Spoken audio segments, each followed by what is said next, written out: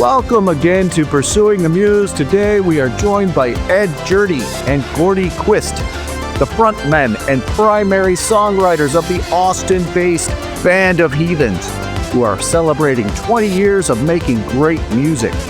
Stick around to hear how their songcraft has evolved over the years, learn how Hurricane grew into a platinum monster, and find out which band member played linebacker in college. All that and more. With my western way of leaving, southern style believing, my northern star for living, a weathered intuition to feel the rearview mirror with miles of eastern pines. But I got no direction if I can't call you mine.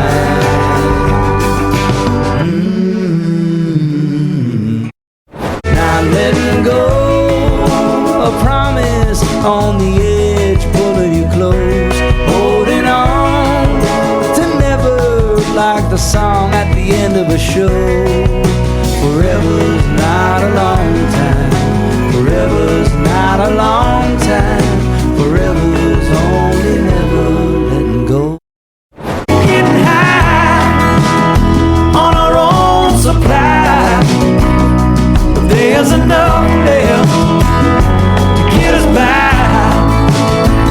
When you're all alone, you need a song. We play rock and roll music all night long. Getting high on our own supply, feels like going home.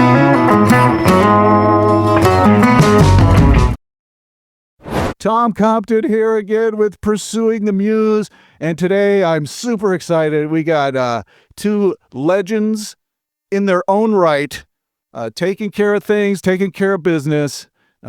We got from the Band of Heathens, Jurdi and Gordy Quist. Guys, how are you today? Feeling Bachman Kerner overdrive good, my man. Feeling that good, taking care of business.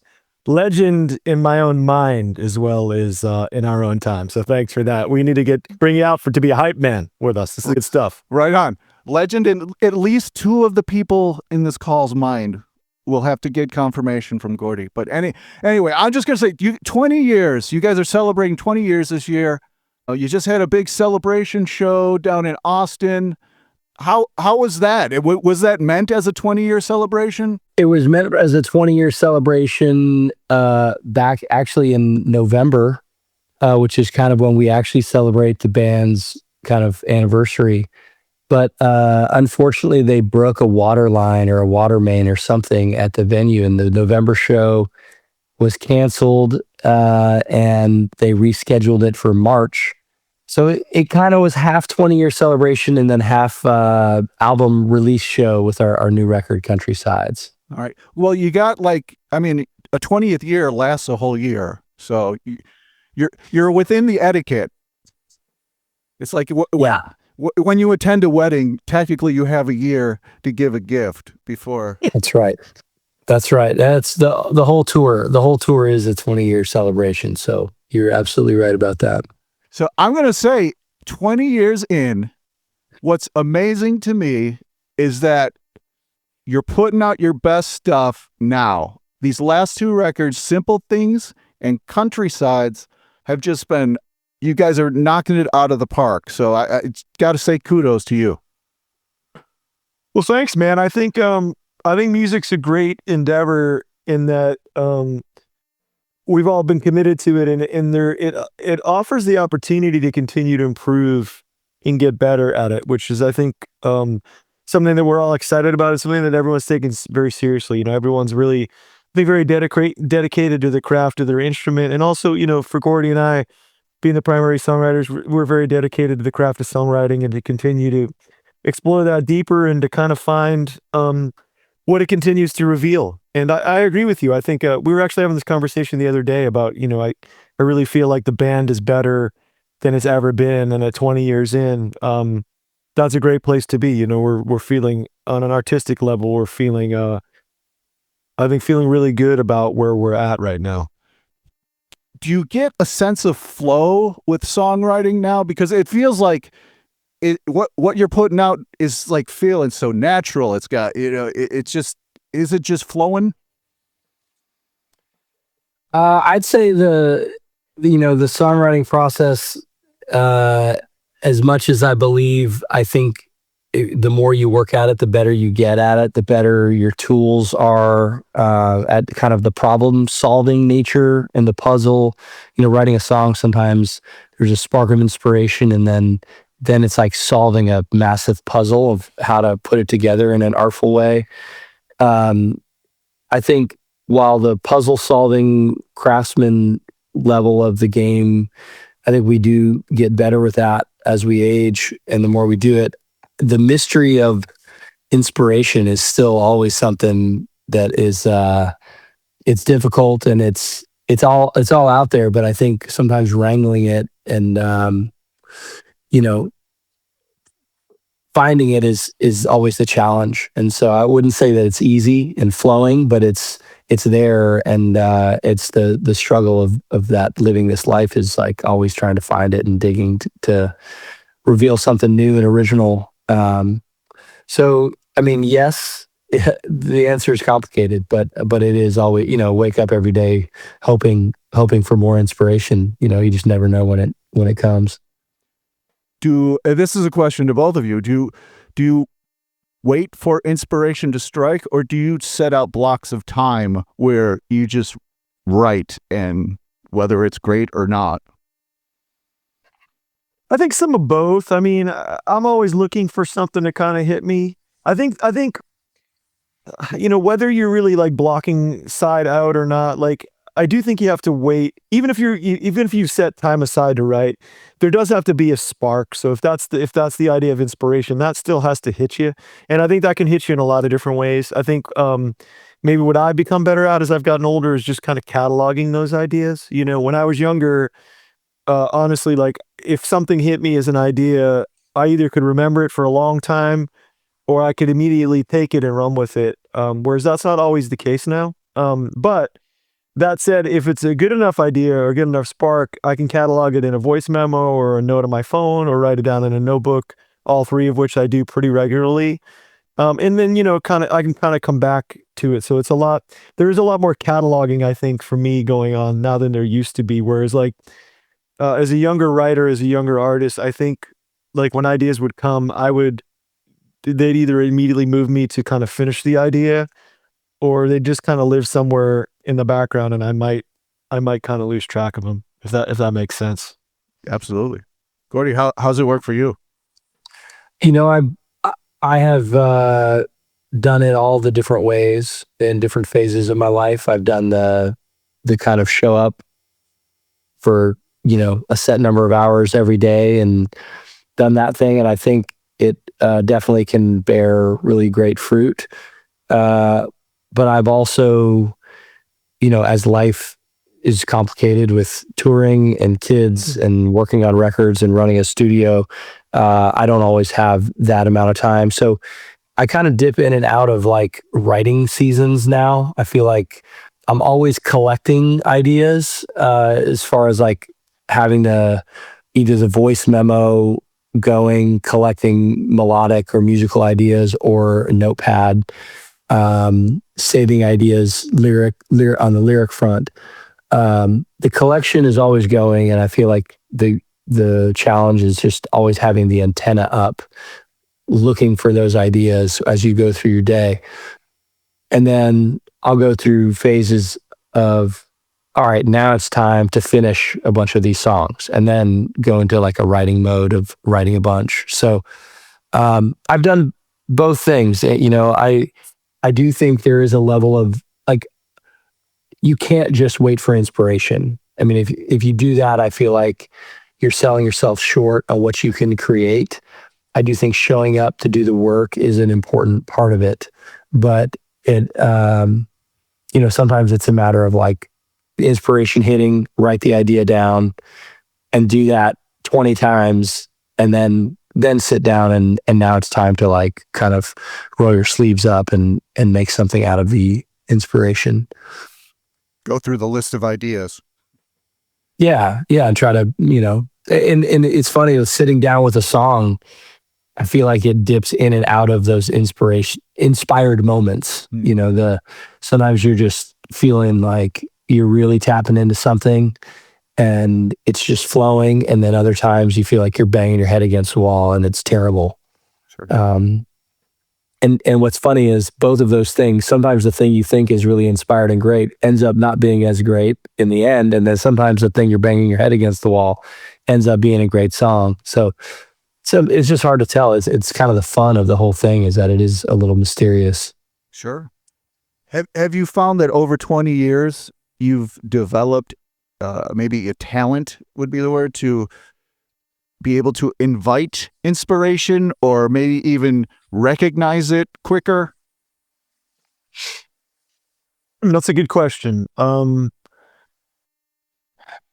Yeah, it's hard to say. I think maybe it just has become such a part of like the work that we do and the day-to-day of everything, that it's hard to say if I'm more aware of it or not. That's a really good question. I've never really thought of it. I don't know. Maybe you have any insight on that, Gordy? For me, I feel like I know how to invite inspiration for myself. I think it's not 100% guaranteed, but I think it increases the odds of creative ideas flowing if I'm reading authors that inspire me, if I'm watching films that are really great artful films with great storytelling, and if I'm listening to records that either hey, this is an artist that every time I dive in, I want to write a song because I'm so inspired by their artistry, or just listening to new records that are kind of like just, I think creative ideas come from living life and intaking art. So I think, like, for me, it's kind of a balancing of, reading, listening, watching art, and then also getting, if I'm just in my studio all day long, only doing music or only touring, I think that you can get stuck. And I think there's a level of, hey, go travel, go to new places, live life outside of music. And I think all of those things for me usually generate good ideas. And again, the challenge is, all right, how do you build a life around those habits so that you can be creative? Have you ever had have you ever gone like words first, music first, hook first? Are there any general patterns with songs coming to you? I've had all of those things happen for sure. And just maybe taking in like the last record we did, for example, like one of the songs started with the title. One of the songs was like a stream of consciousness thing where the whole thing kind of came fully formed, and I decided to kind of go back together and put it together. One song, the first part of the song that ever came to me was a guitar hook. So yeah, like to your point, it's kind of all different things. And to Gordy's point of like cataloging and amassing these things, it's when you're kind of going back to finish work that you can be like, oh, that the little guitar piece I had here would be a really cool bridge in this particular song, or the little hook I had here might be a cool intro for this song. So there's kind of like, there's like the initial inspiration, there's the craft of like getting the melody and the chord changes and the lyrics to all live together. And then to me, there's the final level of like when we go into the studio, putting the little finishing touches on, making sure you have a good intro, making sure you have a good hook kind of coming after the first chorus, making sure there's a bridge or something, a solo part or something like that. And they're kind of all layers of the the songwriting and creative process, Sometimes like Gordy will have all those done and bring a song in, and I will. And sometimes like we'll have literally, hey, these are the chords, these are the lyrics, this is the structure generally of the song, and this is the chorus. We need to kind of like, so this is the foundation of the house. We need to kind of figure out how everything else fits in here. What's going to go in this room, what this room looks like. Yeah, so it's kind of every song kind of has different requirements and different needs. Very cool. Now, do you guys ever co-write at the pen and paper level anymore, or is it just you bring something to the studio?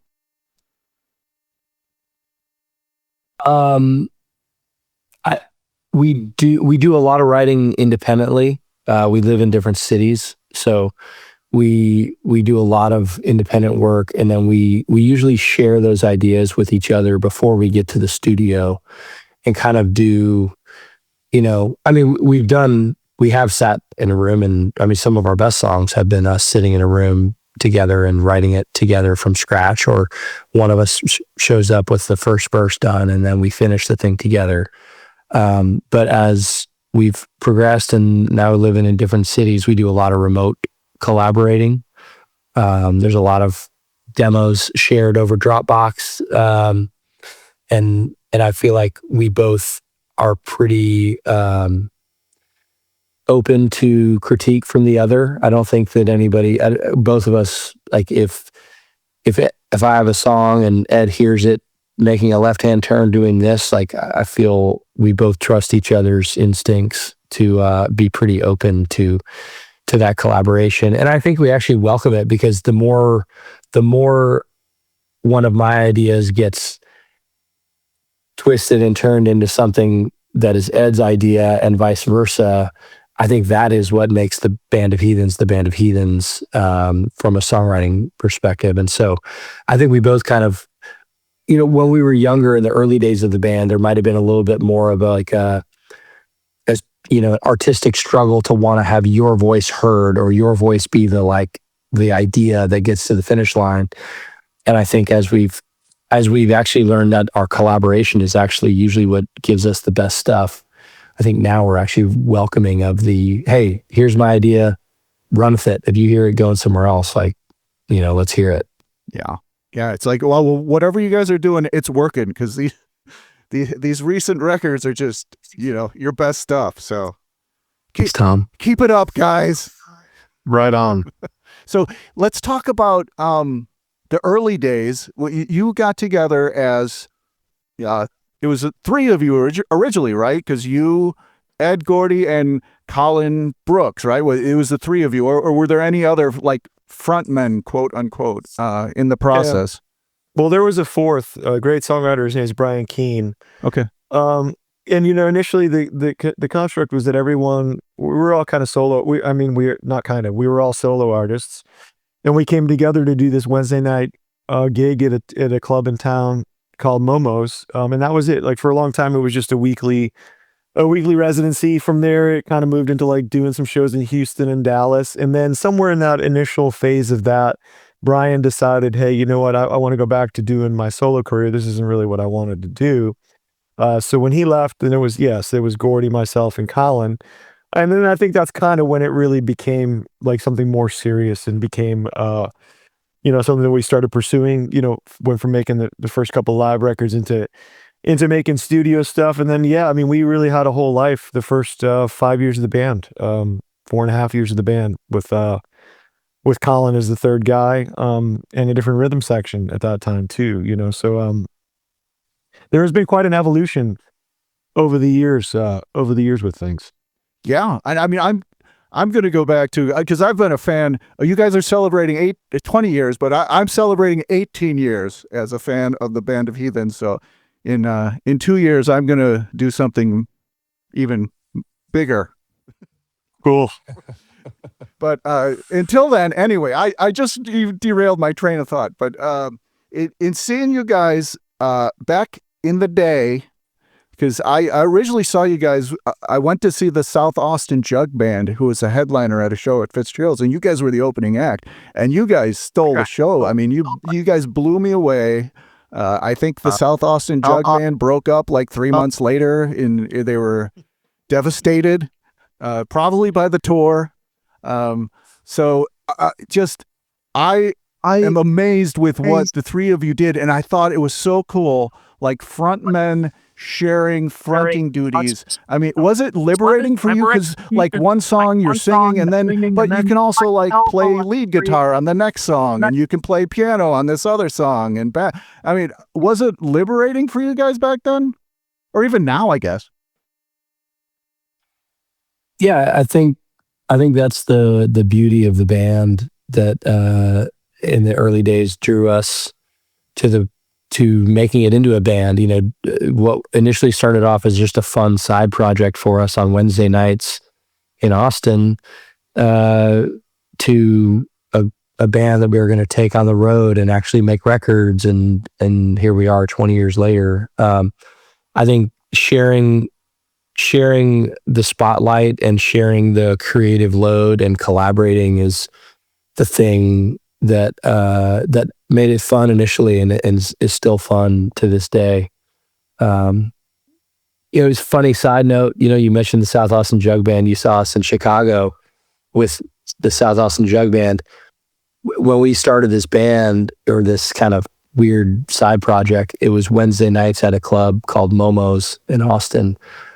And the four songwriters that were in the band originally each had a slot, one right after another, on that Wednesday night. And the South Austin Jug Band also, I think they had Sunday, I forget if it was Sunday or Monday nights. You remember, Ed?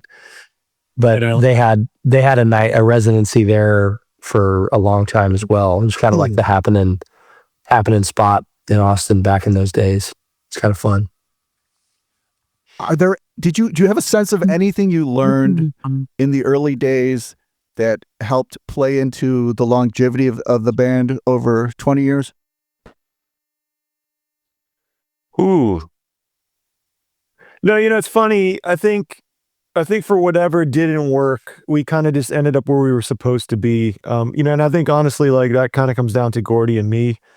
Ultimately, I think we found that, you know, as the band began to shift there in like around 2011, 12, it was us and Trevor, our keyboard player. I think we all tended to find ourselves in kind of a common idea space, a common aesthetic, a common goal of what we wanted to do with the band and where we wanted to take it. And I think because of that, you know, we're the three guys that remained. You know, I mean, there's a lot of other stuff. There's a lot of interpersonal stuff and stuff that happens in people's lives that, you know, that cause these changes to happen, you know, like guys leaving the band for a variety of reasons. But I think ultimately, in terms of like where we're at now and how we arrived here, it's mostly because of that, I think, because of the common thread that the three of us kind of have together. Okay.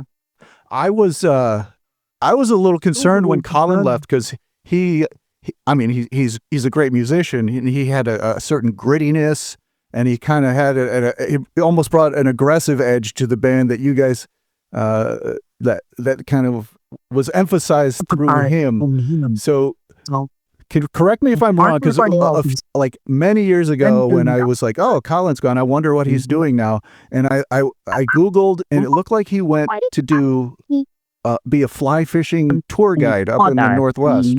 Is that what happened?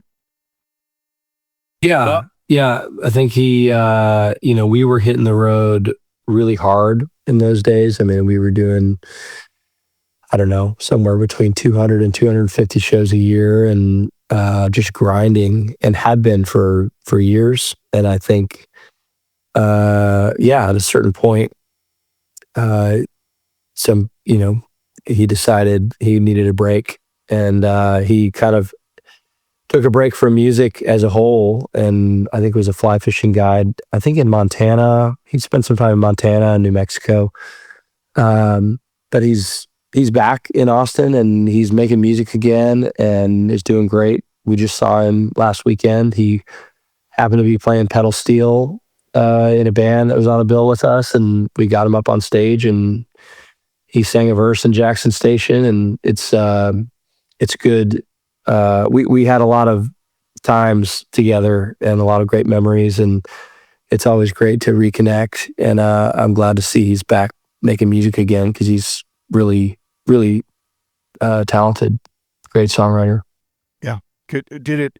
Could you sense, like, did it revisit old times in a sense, having him on a stage with you again briefly?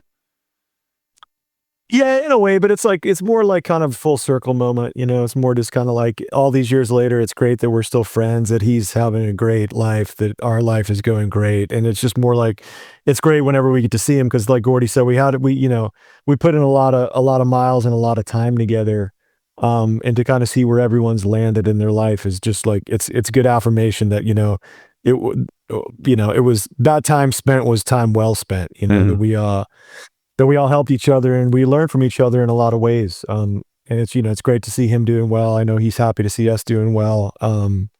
Yeah, it's just kind of like it's an interesting way to kind of mark the passage of time. And there's a nostalgia to it, but there's also this sort of like it kind of puts you right back in the present in a really serious way, in a good way, for sure.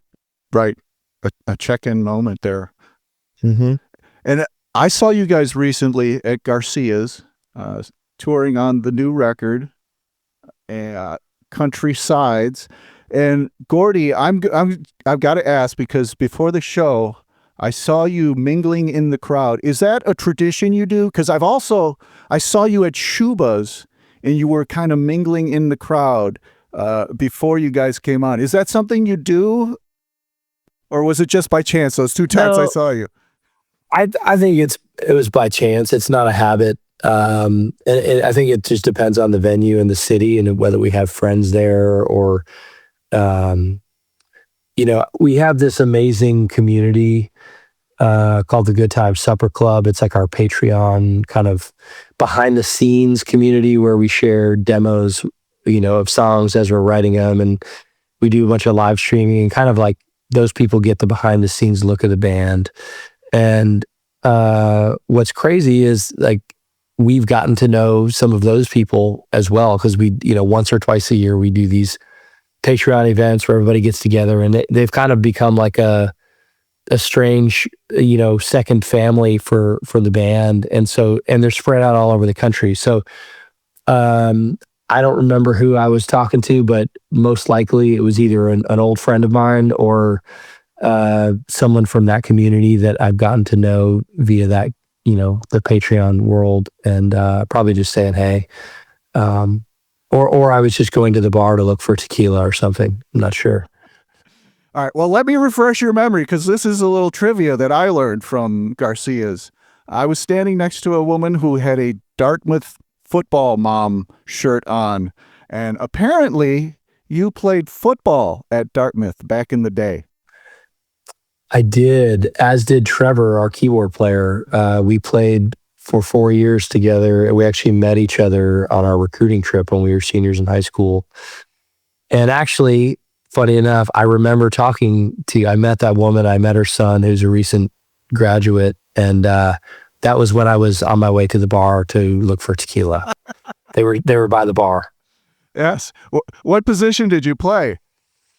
I played linebacker, but it was 50 pounds ago. In what direction? I was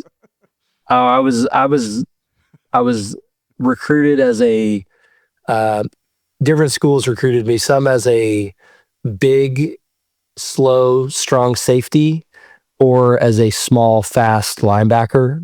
Some schools wanted me as a defensive back, others as an outside linebacker, undersized. But I ended up just hitting the weights hard and bulking up, and I ended up kind of being I moved to inside linebacker. I got big enough to play inside linebacker by my junior and senior year. Nice. But you've slimmed down now. I've slimmed down. I do still work out a little bit, but it's more about functional fitness and not having my back hurt from loading gear in and out of the trailer. Sure. Yeah, I mean, it's funny. That seems like a lifetime ago. It's hard for me to put myself back into that person's mindset as life revolved around working out, eating, competing, winning, hitting people. Like the violence of the game was the thing that I loved about football. And it's very, very, very different from the life that I live in now and the world that I live in, which is kind of the opposite of all of that in many ways. Ed, have you seen the aggressive side of Gordy? Oh yeah, absolutely, for sure. The tenacity. The other reason I'm around is I'm the only one that can talk shit back to him. I mean, that's the other reason why. That's the other reason. Well, because he knows, like, if he gets me to the point where I feel like I have to engage like that, like we've entered the zone. But I think over the years, Yeah, but I mean, all that engagement was on the field of battle of fair play too. And I think over the years we've sort of, our personalities have changed. The rules of engagement haven't necessarily changed, but the way we engage has changed. And to his point, it has become a much calmer, gentler world that we're living in as a band collectively too. I would say the inner linebacker in me has calmed down, and the inner New Englander in Ed has calmed down as well.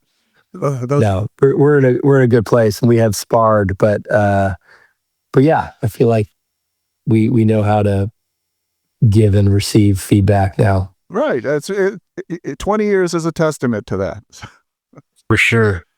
So, Gordy, let me embarrass myself by saying when you were mingling at Shuba's in 2010, 2011, I saw you, and I had to ask because I'm from Chicago and I had no idea what you were talking about, but I started asking you about what the meaning was of 8 more seconds on the golden calf, because I had no clue what bull riding was about. And you were so gracious, and you explained how 8 seconds is a big thing in bull riding. So I appreciate that. And yeah, and I don't pretend to know a ton about bull riding. We should talk to Ryan Bingham about that. But no, I don't. I'm not super familiar with that world other than growing up going to rodeos in Texas. But I do know that you're trying to stay on the bull for 8 seconds, and then I love blending biblical imagery into songs and trying to poke at all of our contradictions as humans with the things we say and the things we do. But that's a good question. I did get the golden calf reference, so at least I was halfway there. So now, you guys, Gordy, you have a studio, right? Is that something you use for the band exclusively, or are you renting it out to customers up and down the street there in Austin? It's probably somewhere in between those two things. The band, we use it a lot for the band, and also engineer and produce records for other artists. But it's not really a public studio. Like, there's not a website that you can just like book days. So you kind of gotta know somebody, one of the engineers that works. There's a handful of engineers and producers that are making records out of the studio right now, but it's not really the kind of thing where a stranger could call up and book days. So you guys got dibs on it. Yeah, we got dibs on it, and it's a really cool clubhouse, and it's got really great sounding rooms and pretty crazy vintage gear that is I feel really spoiled getting to work there. Cool. And then both of you are owners of BOH Records, right? Correct. Yeah. And then how has were you ever on other labels back in the day? How's the experience different between owning your own label and working for a label, so to speak? Well, we've never really been on another label. The only thing, actually, the first 2 projects we did, the first 2 live records, the Live from Momo's and Live at Antone's the Live at Momo's was done with a little indie label in Austin called Fat Caddy Records. But I would say both of those situations, the Antone's one was done with a company called METV, which was kind of a music production and visual operation in Austin for a while. Both of those deals were more like kind of benefactors, kind of helping us along. The deals were structured like very favorably, kind of to help the band. And then besides that, Tom, we've self-released all of our own music, so I don't really have any experience working with labels. I know Gordy in producing some records has probably dealt with a few labels, but I think generally once we reached a certain point in our career, it kind of became a thing like, most of the label offers that we had, to me at least, seemed like some kind of high interest loan that didn't seem like a good deal. It was kind of like a Shylock or like a a mafia loan where it's like, you got to pay 2 points on the VIG every week until you never pay them back. So yeah, I think we always just kind of felt like maybe we were in a better position to do it ourselves than to work with a label. And again, not to say that we were ever against that. I'm not sure we ever were presented with an offer, at least to my mind, that was something so appealing that we would want to give our work away to someone else to own, Right. Yeah, that's. I think that's like one of those cliches, like keep the rights. That's that's what they say. I think it's a weird game where in the early days of a band, at least for us, like at first had some record label deal come around in the early days, we might have considered it. I think on our second album we did get an offer for a label deal, but it was like a 7-album deal, and we felt like it was just like way too long, and felt like it tied us up to the label for what could be our entire career at that time. We had no idea, so we turned that down. And over time, as the band has grown and our catalog has grown and is making more money, now it feels like if a label were to come knocking and offer us something, it would feel like you're just trying to get a piece of what we've built up. Mm-hmm. Like this is ours. It's good. Why would we give you, whatever huge cut most labels want, other than like wanting, like the reason you'd sign it is if you need cash to make your next record and you don't have the cash. But we've kind of done a good job of like, using that back catalog to make sure there's always a pile of money to make the next record there. And so in the early days, it was just, saving every gig we'd pay. We'd save half the money from the gig pay and put it in the bank to be able to make another record. And now we've, gotten to a point where we pay our bills and, everybody pays their bills with the playing live, but then the label side kind of allows us to keep making records. Nice. No regrets then on the label. No regrets. No. Not absolutely. So I want to ask about the song Hurricane, which has become like a big thing for you guys. I saw you guys at Lincoln Hall a few years ago, and I'm standing next to a guy and he's like, oh, they haven't played their best song yet. And I mean, I'm a weird entity, I guess, because I was like, what song was that? And when you kicked into Hurricane, he went nuts. And I was like, oh, it's Hurricane. So how has Hurricane grown into this big thing for you? I mean, is this like a stairway to heaven for you guys?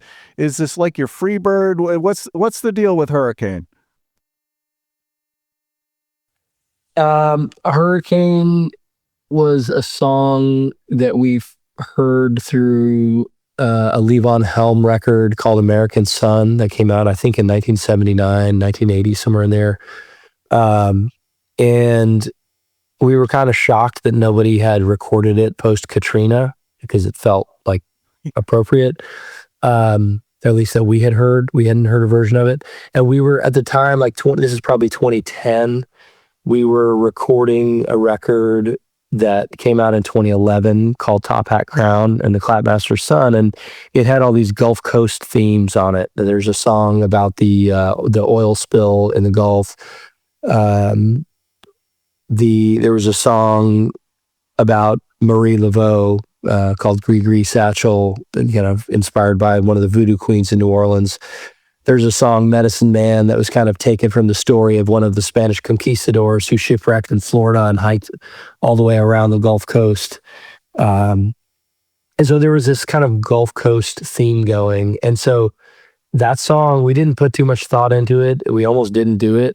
But we decided to kind of flip it on its head and do a version of it that was pretty radically different from what we heard before, and just do something different and darker with it.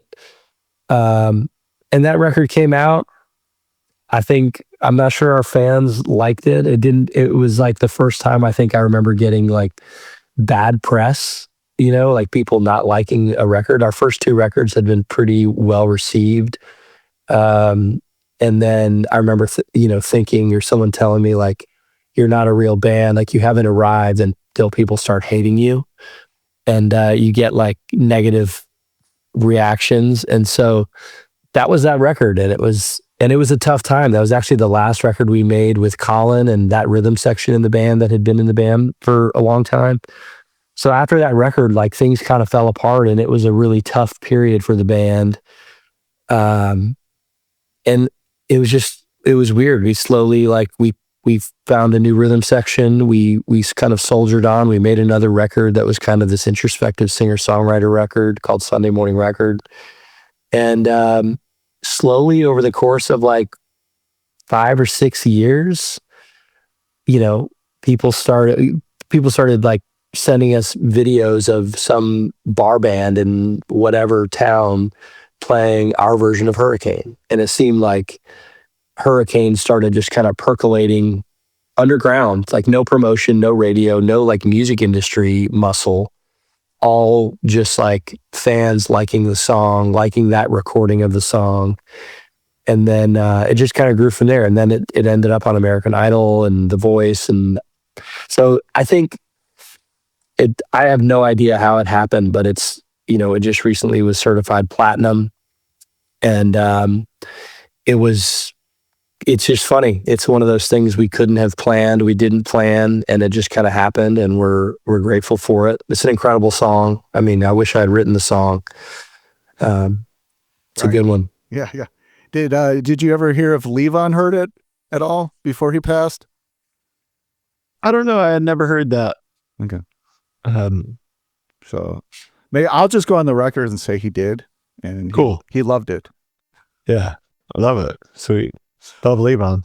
All right. Yeah, I know. I shouldn't despair. I mean, Levon's such a great guy. He's a legend's legend. So there you go. Yes. All time. Let's talk about another guy who is approaching that legend status, if not already there. Hayes Carll. You guys worked with him with Hayes and the Heathens. How did that come about? Well, you know, we've been friends with Hayes for a long, long time. Had toured with him in the past, did a couple of runs where we were both the opening act, and then we were kind of his backing band. Running a lot of the same circles. I had a lot of the same friends. And, you know, then the discussion had kind of come up at some point in the last handful of years here about, you know, doing a more closer collaboration, you know, about doing some shows together where we just kind of, you know, fuse both of the entities into one. You know, we take the Band of Heathens and Hayes Carll, and we make the Hayes and the Heathens. I think everyone was really excited about that for a lot of different reasons. So that's kind of where the discussions began. Did we do shows I can't remember if we did shows first as that before we went in to do some recording, but in any case, whatever the order of things were is, you know, we went into into Gordy's studio, into the finishing school. We ended up cutting Nobody Dies from Weed and a couple of other songs in like 2 days. And it was really fun. And we're like, this is great. You know, like we had and we did have some shows booked. So it's kind of like, hey, you know what? On the next break we have, like, let's go in for like 4 more days and like, let's do a record. Let's just finish a record, see how it goes. And I think everything with this project has been, the impetus has been like, if it's not fun, we're not going to do it. Like Hayes doesn't need to do this. We don't really need to do this. We're only doing it because we want to. We enjoy each other's company. We enjoy each other's artistry. And, you know, any opportunity to collaborate with another artist, it's just a rare thing when those things all come together and they work like this. So this just seemed like a really cool, unique opportunity. So we went back into the studio, did like 4 days. We finished what ended up becoming the Hayes and the Heathens record, and then did a whole year of touring behind that. And, you know, it's kind of an evergreen project at this point, something that I'm sure we'll revisit creatively and making some more music together in the studio. We also have a festival that we started a couple of years ago. It's in Lukenbach, Texas. It's called the Everybody Somebody Festival, and we're going to be doing that this Labor Day. So yeah, it's something that kind of just, it kind of exists for each of us, and something that's sort of fun to come to when we need a little diversion from our quote unquote day jobs, which are also very pleasurable. But this just, again, it's just like another outlet, another opportunity to be creative and to collaborate with someone like Hayes, who is such a great songwriter. You know, I think one of in the songwriting oeuvre. Definitely one of the best songwriters of this generation, for sure. You know, and I think anyone you talk to who's a songwriter would second that notion. Yeah. Is Hayes as funny as he seems on stage? Yeah, sometimes funnier. You know, he's just a great dude. He's a pal. He's someone we've known, again, like someone we've known for a long time. He's just someone, we have a lot of common experience with him. So it's just, it's very easy. Everything's, you know, it's all very easy and very fun, honestly. Like, I know the word fun is kind of tossed about as something it's not pejorative, but it's something that's very simple or something kind of banal or trivial, but it's not. You know, it's hard to find those relationships and those connections with people where it's like we're having a great time. I feel like creatively we're doing something that's really valid and worthwhile and that excites all of us. And all of those things, you know, coming together. It's a really unique opportunity that I think we're all open to, and all open to pursuing and continuing to evolve with and have fun with as we move forward into the future. Are there any takeaways from working with Hayes? Did you guys learn anything that from his process that you've been able to put into your process? Yeah, I think, well, I'll start by saying, you know, I think we both started as fans of Hayes even before we were friends. Like Ed mentioned, I do think he's one of the best songwriters out there doing it. And, you know, his attention to detail with words is something that I think Ed nor I, we're kind of like feeling like when I'm judging a line in a song, if I'm writing a song and I'm judging a line, one of the first things that I think either of us, you know, does it say what you want it to say? Okay, if the answer is yes, then the next thing is, how does it sound when you sing it? Does it sound pleasing? How does it sing?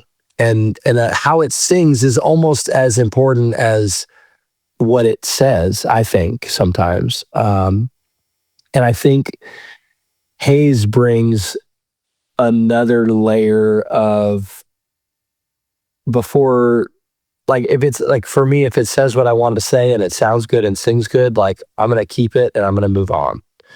Hayes brings a level of obsessiveness about each and every word and every syllable that's not even, I mean, it is about how it sings, because we're actually working with him. He'll show up with like 4 options for one line and he likes them all, but like he has to hear them, not only like himself singing it with a guitar by himself at home, he actually wants to audition each line in the actual track, in the recording with the band, and hear how it sounds. So I don't know, there's another layer of obsession and detail with the words that I think it's why he's one of the greats. You know, it's that Guy Clark school of getting out the graph paper, and every letter, a letter goes in each box, and it's very methodical and it's very analytical. And so I think that's something that I've taken away after, you know, making a bunch of records and then getting to work in depth with Hayes, is like it's okay to, you know, shelve something and say, you know what, let's come back to this in a week or two. I need to go and like woodshed on these lyrics and make sure that they're exactly what I want to say. Whereas I think for me, I've kind of been like, hey, deadline, like today's recording day, wherever I get it to this day, I don't know, I'm kind of like a deadline. Like, I like the pressure of deadlines, and then it's like, if I hit the deadline, like boom, like whatever, I don't extend it, because then it wouldn't give myself that pressure in my head of being a deadline. Sure. Yeah, that's cool. And it's nice that, I mean, when someone like Hayes Carll's doing 8 to 10 drafts on a line, it's like you kind of realize that this art is worth, you know, refining and making it as good as it can be. So that's cool. Yeah, absolutely. It's funny. I think us, the Band of Heathens as a band, I think we obsess on the musicality, like the musical hooks and the musical parts of stuff more. And I think he obsesses about the lyrics. And that's kind of like one of the things that makes the collaboration kind of fun and great is we're both kind of doing the things that we like to obsess over in kind of independently, but on the same material. And it works well. Yeah, that's a great point. I mean, your strengths are like helping each other. So that's cool. So I have to mention to change directions that I've mentioned I love the album Simple Things, and I just have to point out that when I first got the record and I put on Don't Let the Darkness and Heartless Year, those two tracks that start the record, for me it was like the yelling anthem that this pandemic is over, you know? And I've always been curious, was that ever an intention on your part? Because like that record for me signals the end of the pandemic like nothing else did. Yeah, I think the spirit of the record was certainly that, you know, as we made a lot of it during the pandemic, but I think the idea with that always is that we were going to be coming through that at some point and coming back into the world, you know? And I think Heartless Year really clocks that. And specifically, you know what I mean? But yeah, I do think there's a level of there's some kind of optimism in that record that that I think kind of bubbles throughout. It's not like a happy-go-lucky optimism. It's more kind of like the hard one. We've been through kind of some battles in life, level of optimism that you kind of reach, you know, with middle age, really, to be honest with you.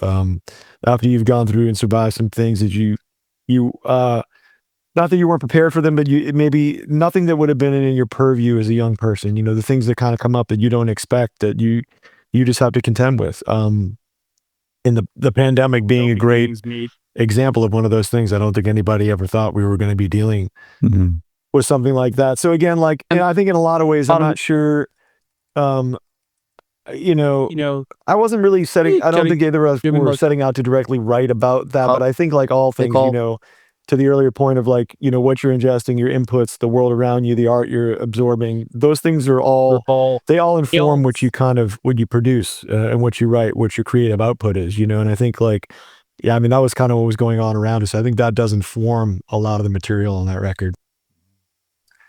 You know, I think that one interesting thing about when we were making that album, at the time, our drummer lived in LA, our bass player was in Nashville, Ed lives in Asheville, North Carolina, and Trevor, our keyboard player, and we both live in Austin. The studio's in Austin. And it was kind of like the point in the pandemic before there were vaccines, before there were rapid tests, and we were getting together, sometimes driving across the country to avoid getting in planes, sometimes flying, and we'd get together in the studio, and I have a good buddy, I don't even know if I should identify him, but he had access to these like thumb prick. He works in the medical field and had access to these like little instant rapid tests for COVID, blood tests.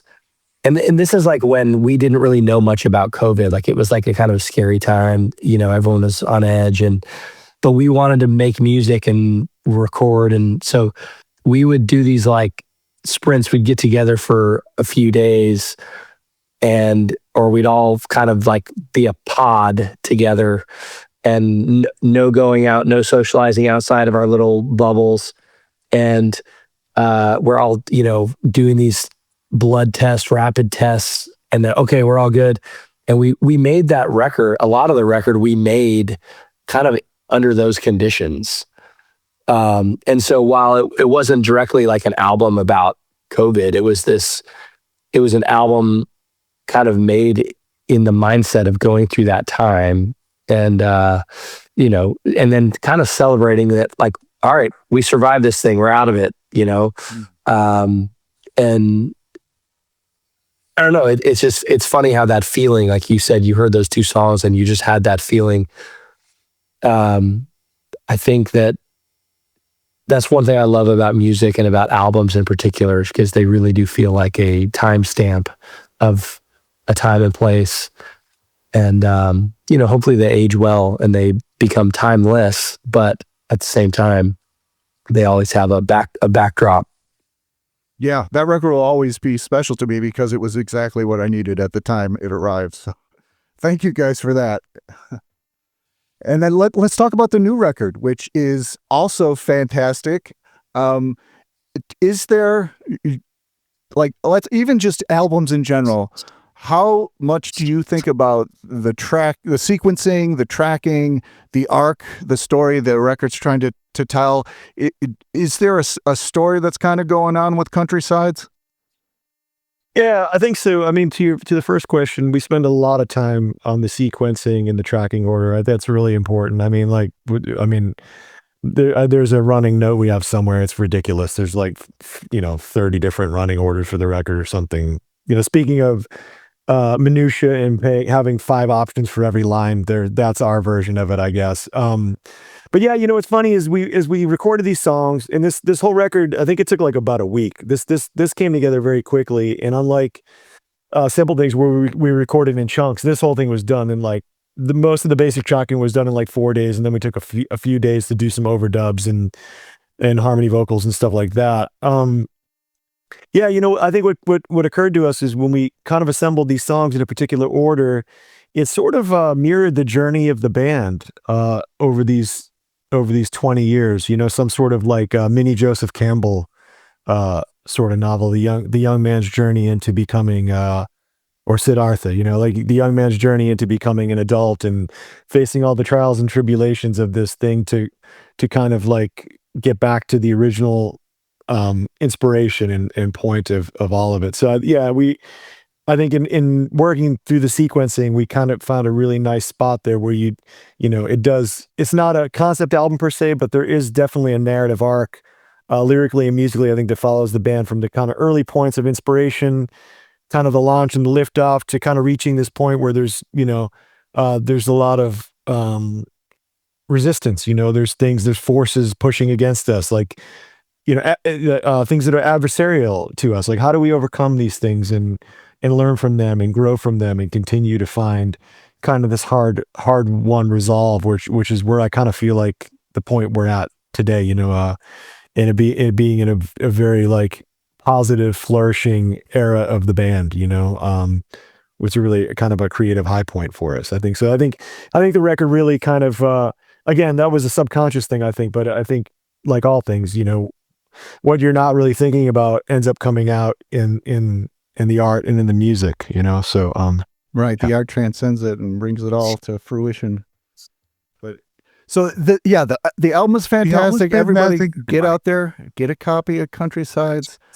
I have a quick question, but on Forever is Not a Long Time, when you talk about dancing with 2 feet, is that a shout out to Eugene Levy in Best in Show when he actually had 2 left feet?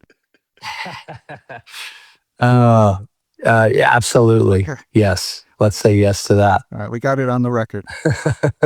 All right. So what's up next with you guys? What's coming down the pike? Back on the road?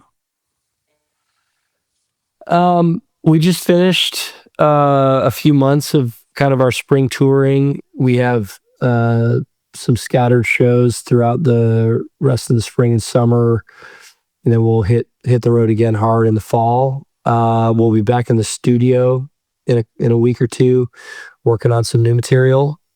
Just kind of doing what we do. Yeah, just plowing forward, making more stuff.